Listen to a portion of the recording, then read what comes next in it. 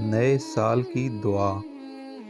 حضرت عبداللہ بن حشام رضی اللہ تعالیٰ عنہ فرماتے ہیں، رسول اللہ صلی اللہ علیہ وآلہ وسلم کے اصحابہ کرام اس دعا کو اس طرح سیکھتے تھے جس طرح قرآن شریف سیکھتے تھے۔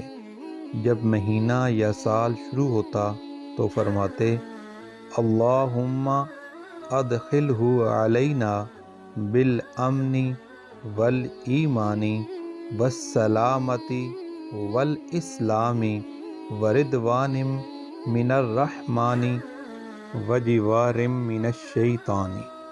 اے اللہ، اس سال کو ہمارے اوپر امن اور ایمان، سلامتی اور اسلام کے ساتھ رحمان کی رضامندی اور شیطان سے بچاؤ کے ساتھ داخل فرما۔